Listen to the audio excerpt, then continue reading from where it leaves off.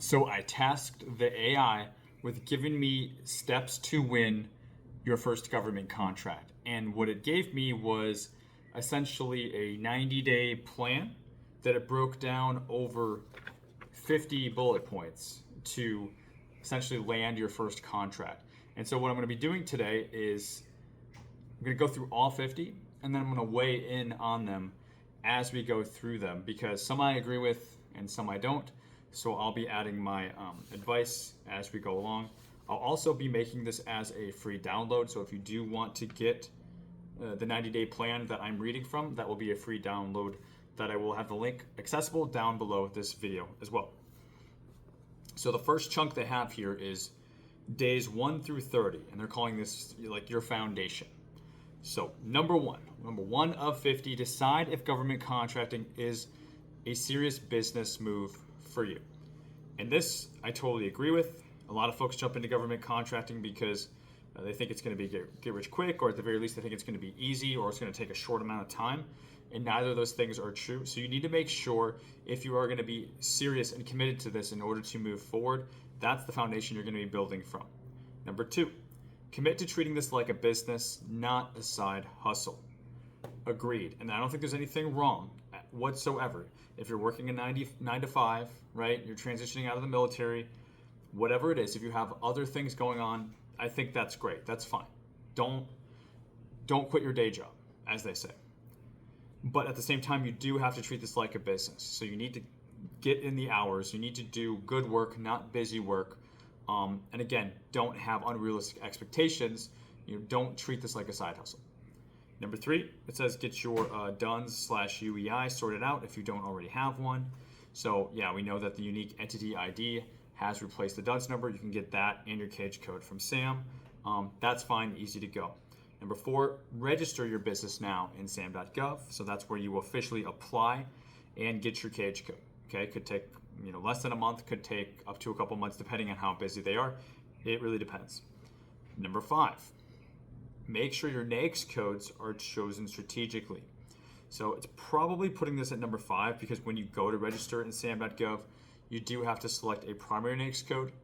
And at the time, there's also an opportunity to add secondary and tertiary NAICS codes as well. So again, it's saying make sure your NAICS codes are chosen strategically. There's going to be other points regarding that with research, so we'll see how it pans out. But that's what it's saying at this stage. I agree to choose, NAICS codes strategically, but for me, I actually recommend doing all the research before you even register in sam.gov. So little bit, putting the cart before the horse in my opinion. Number 6, write down your core offer. What do you actually provide?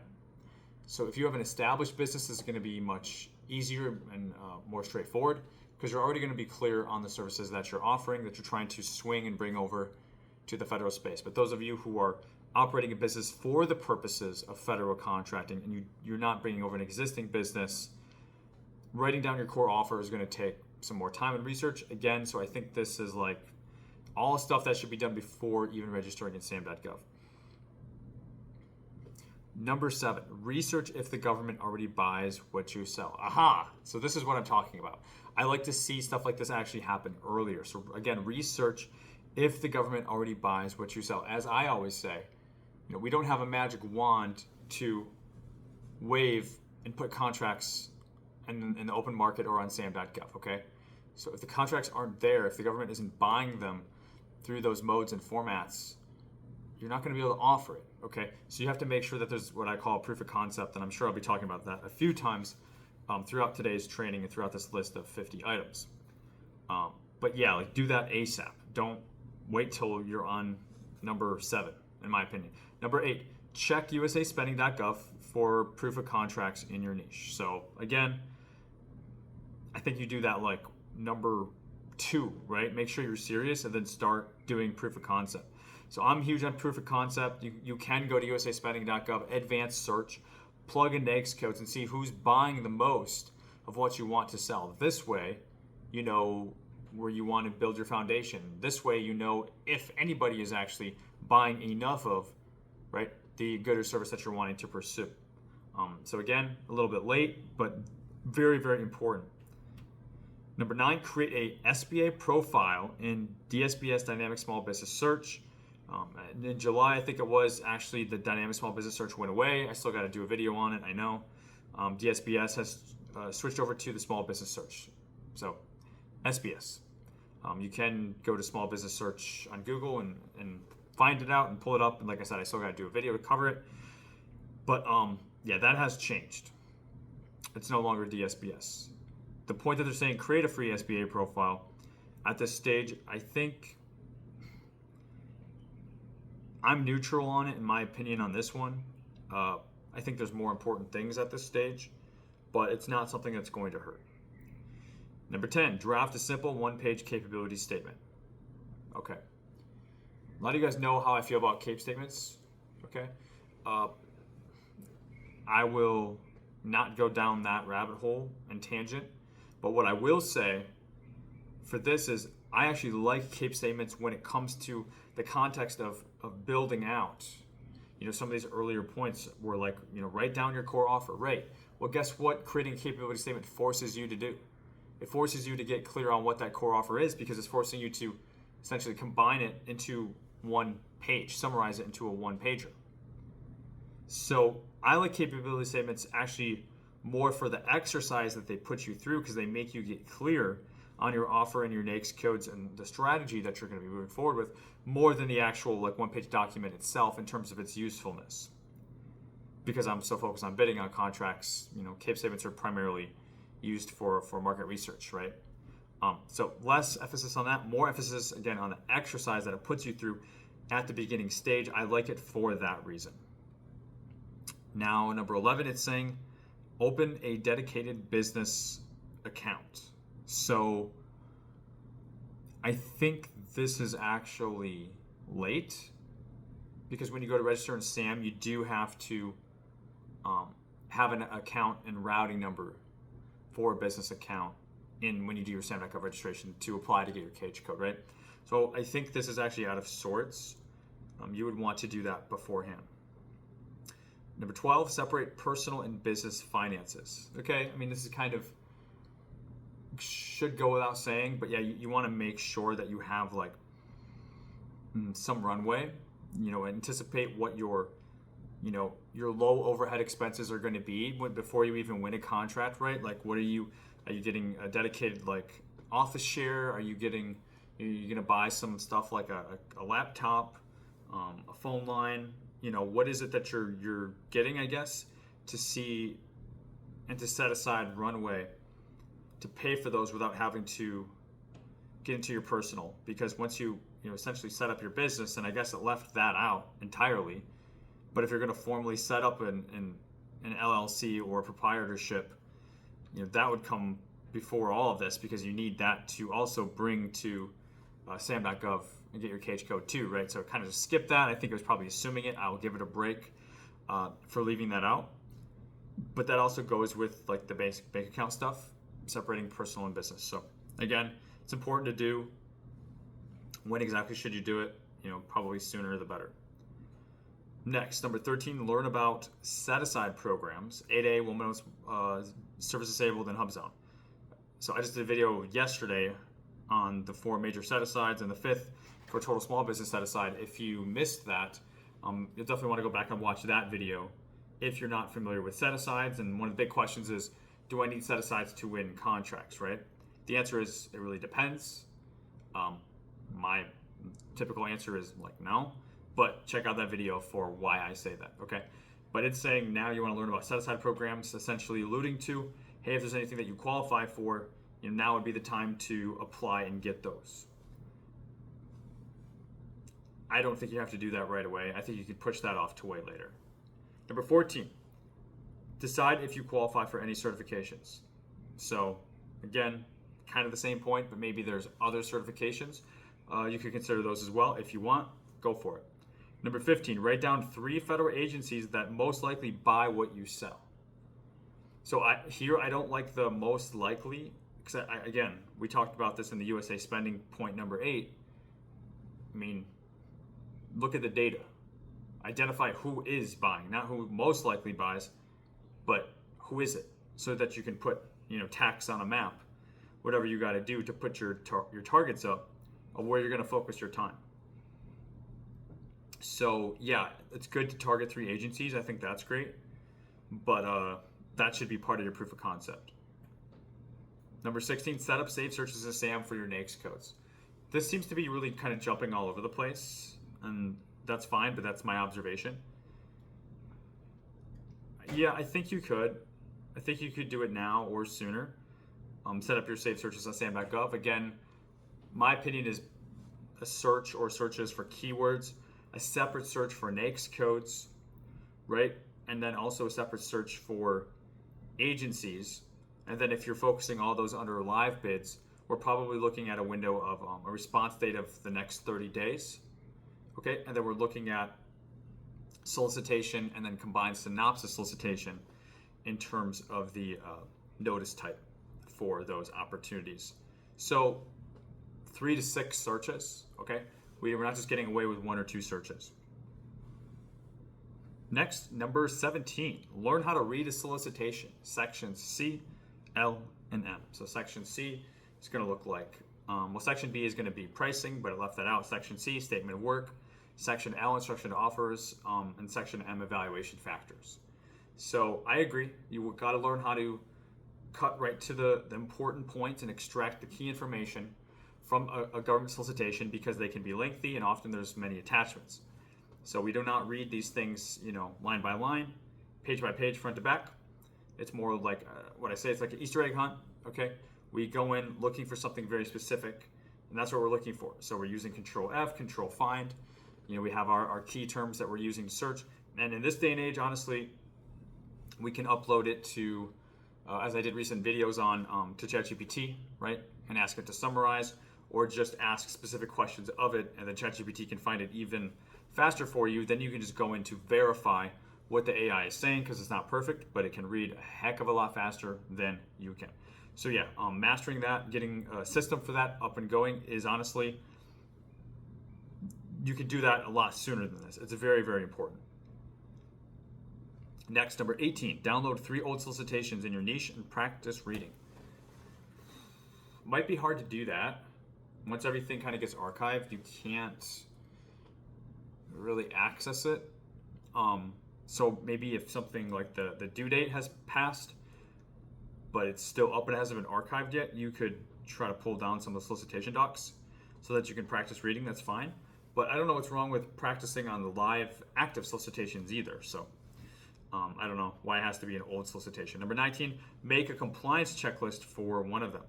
Compliance matrices are great. If you don't know what they are, it's essentially identifying what's required in your response, and then a place to actually identify and mark where that exists in your proposal.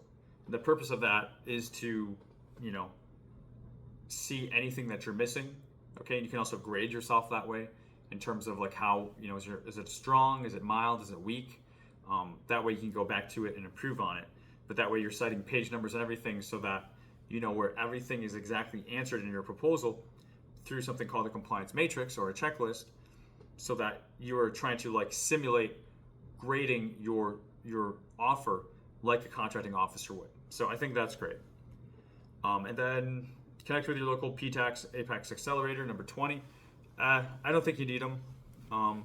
They're free, so I give them that much, but so many of you guys come to me saying how they weren't that helpful or how they were confusing, or worse yet, a lot of what you guys tell me is that you were disheartened because they tell you to go, be a subcontractor for 2 years, or you speak to the SBA, they tell you to go be a subcontractor for 2 years.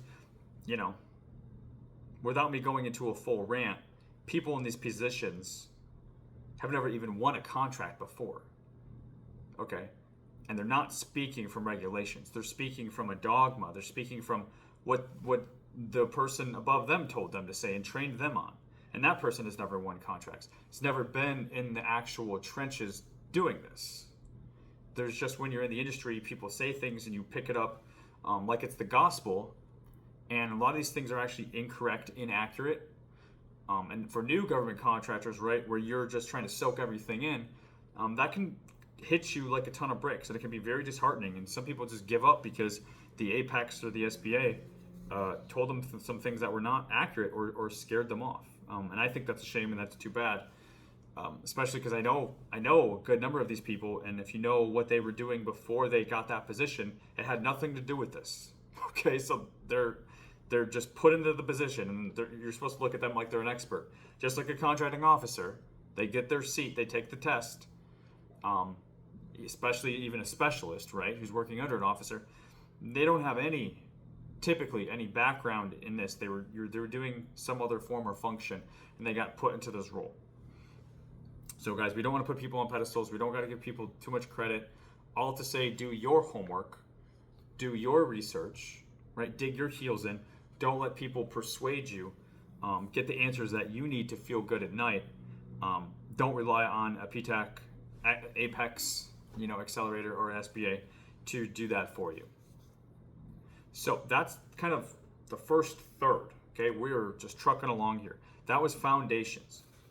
Now we have positioning and outreach for a big chunk, and then we have bidding and execution for the final chunk. So for now, positioning and outreach, we have days 31 through 60 on our 90-day plan to land your first federal contract per ChatGPT, per the AI, and I'm going to continue weighing in with my opinion on these. Number 21, create a LinkedIn profile that shows you're in GovCon. I hate that. LinkedIn has nothing to do with federal government contracting. I have heard about this being pushed and advertised as a strategy. I don't like it. I don't like it at all. I think the only place where it could make long-term sense is if you are actually a subcontractor and you are trying to build relationships with primes, because you're going to be doing commercial contracting. You're not going to be doing government contracting. If you're a sub working with a prime, you do not have a government contract. You have a contract with the prime. So it's B2B, not B2G. The prime has a contract with the government. The prime is the only one that gets to do B2G, okay? So you might be working on a government contract, but your contract is commercial in nature if you are a sub. So that's the only context, and I don't have any context. So I'm not sure why it's pushing the LinkedIn thing, but I don't like it. Number 22, add federal contractor, quote unquote, or government services to your headline on LinkedIn. Again, I think that's trash. Number 23, join 2 to 3 LinkedIn groups related to government contracting. I think that's trash. Number 24, start posting once per week to build visibility. Still talking about LinkedIn, I think that's trash. Number 25, make a list of 10 local small businesses that could be subcontractors. If you're going to be using the teaming approach, I think that's great, but that's without any sort of context, because it's got to be related to the bid, the opportunity you're going after, right? You're going to be going after opportunities likely in all 50 states, perhaps, or at least a regional tri-state area, depends on what your scope is. So you can do that for an opportunity, and I actually agree with 10 being the minimum number of potential companies you could find, because a lot of the challenges that I hear from you guys is, I'm not getting enough people to quote, people aren't calling me back, I'm emailing, I don't get emails back. And then when I talk to you a little more and we dive a little bit deeper, it's like, well, you reached out to 3 and, there was 5 and, only 2 got back to you. Like that's not enough numbers. Okay, so I recommend identifying on a map 10 potentials so that hopefully you can hear back from 2 or 3. So the numbers got to check out. Number 26, call 2 to 3 and introduce yourself, practice your pitch. I mean, you have to call as many as you can. You can't just call 2 or 3. And it's not for practicing your pitch, in my opinion. You're doing this to put deals together. Okay, we're not wasting time. We're not calling to practice. We're actually doing this. Number 27, research 3 large primes in your space. Again, assuming that you're wanting to be a subcontractor, but that's not what we teach and preach here on the channel. So I would negate that one. Number 28, look up who they subcontract with. So the primes. We'll negate that one. 29, find their small business liaison contacts. So it's whoever the small business person is within the prime, large company, we'll negate that for now. Number 30, send an intro email. As you can tell, this middle chunk is kind of like it's positioning and outreach. To me, I think most of this is it's trash. None of this is getting you closer to winning a contract. And this is supposed to be a 90-day plan to land your first contract. This is a great example of a lot of things here that we're getting into now of what not to do. Send an intro, number 30. Send an intro email asking about teaming opportunities, number 31. Identify your first target agency. Okay, I like that, but we should have did that a long time ago. And not just one target agency, 2 to 3. Who's buying the most of what we have to sell? We did that all the way in like step number 8, usaspending.gov. Now we're on 31, just getting around to it. Number 32, research the agency's procurement forecast. So you can go to like Army, if you're looking at DoD or non-DoD, you can go to agency websites. More often than not, they will have a small business tab, and you can look at their procurement forecast for whatever the current fiscal year is. Alternatively, you can also go to a website called acquisition.gov if you didn't know, and there's a lot of agency forecasts consolidated there. Number 33, learn the difference between RFQ, RFP, IFB, and sources sought. So it's kind of a weird mix. Request for quote, request for proposal, invitation for bid, and sources sought. I mean, I don't think you need to worry about sources sought notices. If you're doing construction, you'll see invitations for bid. But for most of you, if you're focusing on services, it's just going to be RFPs and RFQs. And those are fairly straightforward. We talk about those a lot here on the channel. Number 34, respond to one sources sought, RFI. I don't know why you would do that. You see, it's just like random. I wouldn't do that. Number 35, sign up for your agency's vendor outreach events. If you're wanting to get closer with agencies, fine. But it's not going to change anything at the bidding table. Oh, they were engaged in our vendor outreach events. We're going to give them a contract because of that? Doesn't work that way, guys. Attend one small business matchmaking event, virtual or in person. Again, what's going to come from attending a small business matchmaking event? I've been to dozens and dozens and dozens and dozens, maybe even hundreds. Does not result in contracts. They're so busy, okay? They have a stack of CAPE statements and business cards this thick that they leave from. And then what? They got to spend the next week entering it into their agency database. And then you follow up a week after that. Hey, yeah, do you remember me? We met at the thing. Oh, yeah, hey, what's going on? Not really. Like, oh, I was wondering if I could set up a meeting with you to discuss our capabilities. Oh, yeah, here's my calendar. We can meet in a month or whatever. Like, cool. Like, but what's coming from that? You get the meeting with them. They're not going to slide a contract across the table. They're not your best friend. I'm not being cynical. I've done it like hundreds of times, and it's frustrating flying halfway across the country to go to one of these things. It doesn't go anywhere. Unless you're really trying to work like an 8A sole source strategy, if you're competitively bidding, it doesn't go anywhere because it can't. You have to show up to bid, which means you could spend a year building this relationship out, attending the outreach events, going to the conferences, all this stuff, right? And then some business just flies in the day before the proposal's due, submits their offer, and beats you, even though you've been marketing with the agency for a year. It doesn't matter. It's what's in the proposal and the pricing that matters. That's it. That's the only thing that matters. Doesn't matter if you respond to the sources sought. None of it matters. It can't matter. It's about the taxpayers' dollars. It's the only thing that matters. Okay. We're heating up here, as you can tell. Number 37, prepare a 30-second elevator pitch for agency buyers. Kind of goes part of that whole strategy that I'm hating on, so trash. 38, reach out to your PTAC or Apex counselor for a mock capability briefing. So capability briefings are, again, that's that meeting that you could request with a contracting officer to go over your company's capabilities. Again, so many of you who are starting out in government contracting, you're reliant on teams. You're using teaming approaches. So what is it that you're gonna feel comfortable talking about? So, if you're an established business, by all means you can. But again, They can't give you a contract. The most they can say is they can call you, they can email you, say, hey Bob, hey Fred, hey Mary. Just want to let you know we have a solicitation. It's posted on sam.gov. Okay, we thought of you. We know this is within your NAICS codes. If you're interested, review it. And if you're interested, respond to the opportunity.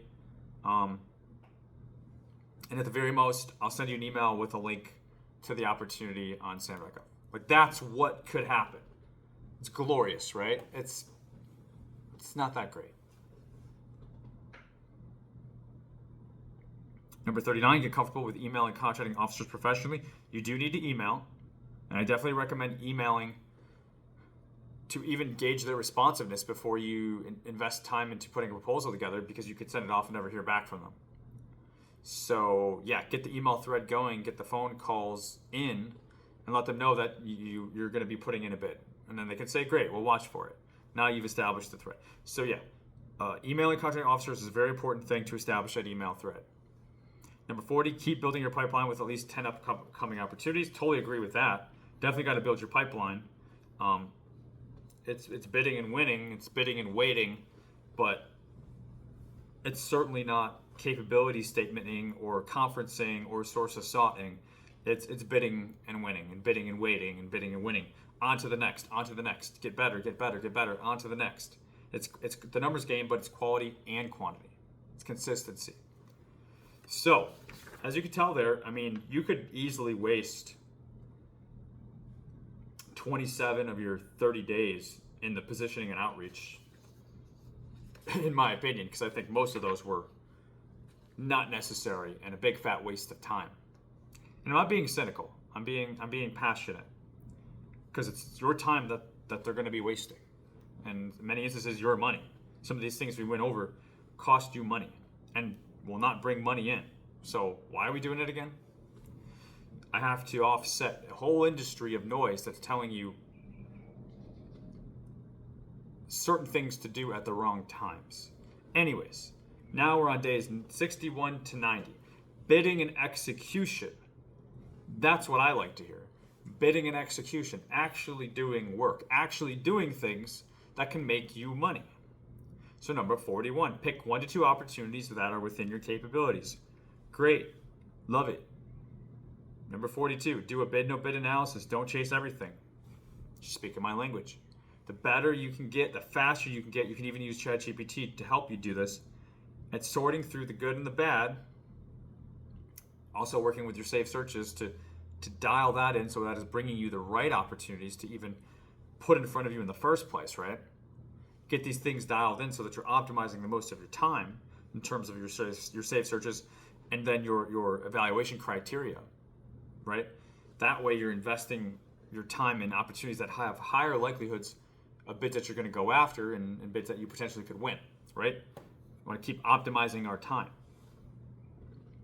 43, gather subcontractor quotes if needed, of course. I love that. 44, draft your technical approach. So start working on your proposal. Yeah, of course. 45, build your pricing sheet, labor, overhead, profit, and whatever else, the pricing cleanse, of course. Absolutely love it. 46, create a compliance matrix to track every requirement. We already talked about that, so they're repeating themselves, but yep, now is the time to do it. 47, write your management approach, how you're going to staff and manage the contract. Love it. 48, review everything against Section M evaluation criteria. So Section M is literally letting you know how the winning bidder will be chosen. So read that first, understand that first, so that when you're putting your response together, you know what weight they're giving to what. You know what's required. You're not just copying and pasting from old proposals or statements of work or anything like that. Every bid is different, so we're giving contracting exactly what they're asking for, in the order that they're asking for it, per whatever volumes they've requested, whatever formats, one fat proposal or 3 separate volume attachments, whatever they've asked for, okay, within the page limits, within the color restrictions, within the font, okay, abiding by all tripwires so that we don't get thrown out, okay, making sure if it's LPTA, we are becoming competitive in our price. If it's best value trade-off, making sure that we are showcasing all competitive advantages in our approach to essentially make contracting afraid to go with anybody else because it's the best value contract, and we're gonna inject the value that we're bringing, Okay, we're also going to speak to the risk and how we will respond to contingencies that could come up in the contract performance, because other bidders will likely not be including some of those unless they were spelled out and requested, right? But if not, we can weave these things in here strategically, artistically, to not only give contracting confidence to give us the contract, but to make them afraid to give it to anybody else. So we're playing to the psychology of the confidence and the nature of the contracting officer in our proposals. Very, very important on best value approaches. That's how you win best value contracts in part. Okay, we're not doing that as much with LPTA. LPTA, we're checking a box and then we're the lowest price. We're checking a box and then we're lowest price. That's how you win LPTAs. 49, submit your first bid, even if it's not perfect. Absolutely. Submit, submit, submit. Do not wait for perfection. Do not be afraid. Do the best job you can. Review it 10 times, but at some point, you got to get off the toilet, right? At some point, we've got to move forward. No more paralysis analysis. No more overthinking it. Do the best you can, and let's see what happens. It's the only way you're going to learn. You can only learn so much from these videos. You have to go out there and do, learn. Number 50, schedule a debrief request, win or lose, to learn fast. Definitely recommend a debrief if it's a formal RFP, or just feedback if it's less than that. That way you can continue to improve. It's definitely an essential part of the process. And again, guys, you can download these. I'll have this as a free download for the link down below this video. If you're curious, because it's different reading it and seeing it for yourself versus listening to me talk about it, right? So I'll make that accessible. By the time you're watching this, that link will be available to you. Keep in mind, this is a 90-day plan to land your first federal contract. I don't think this was, I know this was not a plan to win your first federal contract. This was a plan to do most of the things that you're told to do in government contracting. If you want a real plan to land your first contract, good news is it's not going to take 50 points. We could take it down to 5 to 10. Okay, you get registered, right? Before that, we're going to do our research. So USA Spending, who's buying the most of the goods and services. That way you know which agencies to prioritize bids for when you're doing your bid no bids. Okay, so that's really important. We're not doing set-asides right now. We're not working on CAPE statements. We're not doing small business profiles. We're not going to the Apex. We're definitely not messing around on LinkedIn. So we're skipping all that.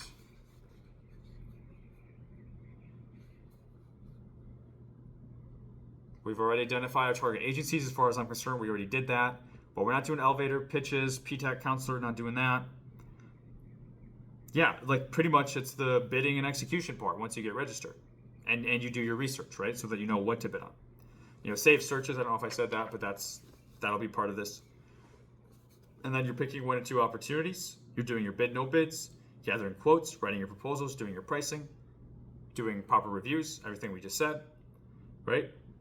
Then you're submitting and you're doing your debrief. Okay, so your 90-day plan is do that. Do that 10 times, or do that 5 to 10 times if you can over the next 90 days. And that's exactly what we're doing in the 90-day bid challenge. Okay, we're cutting out all of the noise. Okay, and I'm involved. I'm working with you. I'm looking at your proposals before you send them off. Okay, I helped one of my students to have a call with their subcontractor because they got an award in the program, and then looks like the screen just lit up or something. But then the sub got cold feet, and I didn't want the deal to fall apart, so I hopped on, and together we made the teaming partner feel more comfortable, and we got the deal done. Contract awarded, teaming partners on board, let's do this thing, right? So because I don't allow that many small businesses in at one time, we are limited, but that's how I'm able to support and handhold and be involved in the deals you're working on more than ever. But what you need to bring to the table is your business. Okay, you got to be registered. You got to have a cage code. You got to be serious. You got to be committed. okay? But over the next 90 days, I can support you to responding up to 10 contracts, and it's a stretch goal, okay? Not everybody's able to do it. But guess what? If you're being stretched, you're going to be way more skilled up, way more experienced, way more comfortable doing this than when you started. And at the time of this, we still have a couple more days that we're enrolling for our next cohort. So if you are interested in having that level of support from me to help you work on 10 contracts for the next 90 days, you can just email us at support@govkidmethod.com. I'll also have links down below. Or you can just go to my website, govkidmethod.com. We have a tab there for the 90-day bid challenge, and you can find out more information that way. Aside from that, guys, it's nearly the end of September, which means the government fiscal year is coming to a close. Lots of contracts are still being awarded, and will continue to do so. We've got some interesting FAR changes that are coming up that we'll be talking about in the future. If you're looking for something that's not as involved, I've got my flagship course, which I highly recommend for government contracting. It's the best course on the market. Okay, and I'm not just saying that. You can read the reviews. You can hear from the people who have won contracts just taking that course. It's self-study. Okay, it's very affordable. So that's on the website, govkidmethod.com. You can get my book. That's on the website as well. And also, guys, we just need to keep growing the channel. So subscribe. We need to get that algorithm back on our side. Your subscription truly matters. And not only that, every day, 8:30 a.m. Central Time, I'm pushing out videos Monday through Friday to get your daily dose of federal government contracts training. So if this is something you're serious about, okay, I'm here showing up for you, trying to every single day. I've been traveling a lot, so there's been a day or two that I've kind of been out of commission a little bit. But more often than not, guys, I'm showing up for you. And then also on Fridays, we do our Sam Bids Live episodes, where we have over 60 of those 1 to 2 hour episodes. You could just get fully trained off of those bad boys, where we actually go through live opportunities on SAM.gov together and answer your questions along the way. So it's really it's totally free. It's here on the YouTube channel, GovKid Method, and it's a really good place for you to kind of sharpen your teeth and feel more comfortable reading through these solicitations, understanding what is being asked of you so that you can start putting proposals together, putting deals together, writing proposals, and going after contracts to grow your small government contracting business. So I think that'll do it for this video, guys. Again, smash the like button, subscribe to the channel. And until next time, you got this.